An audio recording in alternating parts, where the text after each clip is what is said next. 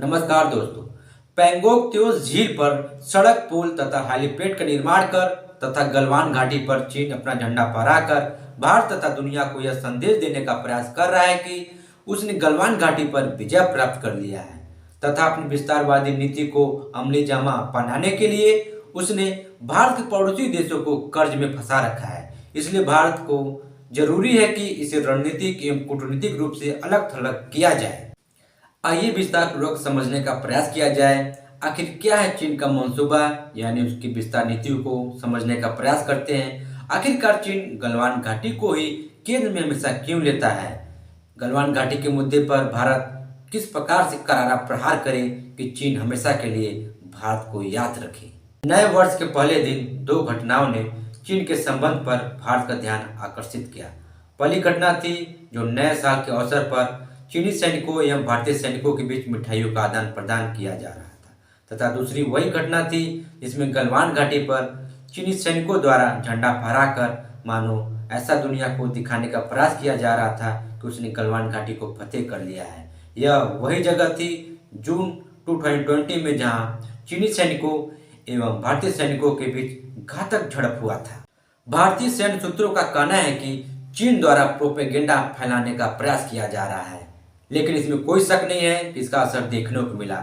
उसके ठीक 3 दिन बाद भारतीय सैनिकों ने भी गलवान घाटी में तिरंगा झंडा फहराकर चीन को उसी भाषा में जवाब दिया जिस भाषा में चीन समझते हैं। भारत व चीन के बीच में 4000 किलोमीटर लंबी सरहद रेखा है जिसे LAC line of actual control कहा जाता है, जो विश्व में सर्वाधिक ऊंचाई पर स्थित है, जहां पर विभिन्न परिस्थितियों में भी हमारे देश के जवान देश की सुरक्षा में तैनात रहते। लद्दाख से लेकर अरुणाचल प्रदेश तक LAC पर चीन की कोई पहली बार साजिश नहीं है। चीन पिछले 60 वर्षों में भारत के साथ 4 बार धोखा कर चुका है।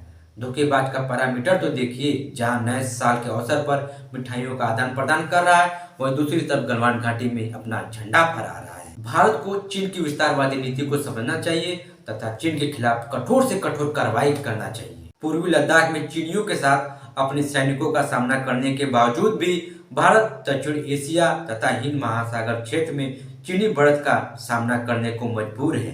भारत की अर्थव्यवस्था के आकार एवं सैन्य क्षमता को देखते हुए भारत को दक्षिण एशिया एवं हिंद महासागर में प्रधानता मिलनी चाहिए, परंतु ऐसा नहीं है। पाकिस्तान ज्ञात एक समस्या जरूर है भारत के सामने, परंतु चीन का भारत के पड़ोसी देश नेपाल, बांग्लादेश, भूटान एवं श्रीलंका, म्यांमार में अपना प्रभुत्व को बढ़ाना भारत के लिए एक चुनौती बनती दिख रही है। नेपाल के लिए पिछले 6 वर्षों से चीन FDI का सबसे बड़ा स्रोत बनता दिखाई दे रहा है। इसके अलावा 2021 तथा 22 के बीच में 18,000 करोड़ डॉलर का निवेश करने की चीन ने योजना बना रखा है। यह नेपाल को लालच दे रहा है तथा उसे समर्थक बनाने का प्रयास कर रहा है और इस नीति में कुछ हद तक वह सफल भी दिखाई दे रहा है। बात किया जाए श्रीलंका की, तो यह भारतीय प्रायद्वीप से 30 किलोमीटर की दूरी पर स्थित है। चीन और श्रीलंका के संबंधों को हम्बनटोटा बंदरगाह के चश्मे के रूप में भी देखा जाना चाहिए, क्योंकि जिस प्रकार से चीन ने हम्बनटोटा बंदरगाह को कोलंबो बंदरगाह जैसा बनाने का वादा करके श्रीलंका को इतना कर्ज दे दिया कि आज तक श्रीलंका उस कर्ज को चुका नहीं पाया है। इस वजह से हम कह सकते हैं कि श्रीलंका पर भी वह गहरी पैठ जमा लिया है। इसके अलावा वर्तमान में चीन बांग्लादेश के लिए सबसे बड़ा व्यापारिक साझेदार देश बना हुआ है। ऊर्जा के विभिन्न क्षेत्र यानी बिजली, सड़क, पुल तथा बंदरगाह के निर्माण में भी भारी मात्रा में निवेश कर रहा है।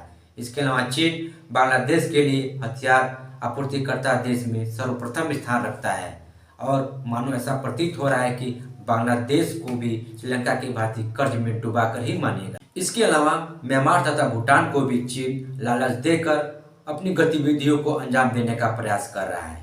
चीन जानबूझकर इन गरीब, असहाय, विकासशील देशों को कर्ज में फंसाकर डुबाने का प्रयास कर रहा है ताकि वह दक्षिण एशिया तथा हिंद महासागर में अपना वर्चस्व को बना सके। जिस प्रकार से चीन गलवान घाटी के समीप हेलीपैड, सड़क एवं पुल का निर्माण कर रहा है, मानो ऐसा प्रतीत हो रहा है कि वह सारी सैन्य गतिविधियां उसी जगह से अंजाम भारत के लिए देगा और भारत को नकेल कसने का प्रयास करेगा। इसके अलावा सरकार ने सबसे बड़ी समस्या देवसां के मुद्दे पर एक शब्द नहीं कहा है, जहां पर 9000 किलोमीटर वर्ग क्षेत्र पर चीनी सैनिकों का कब्जा है।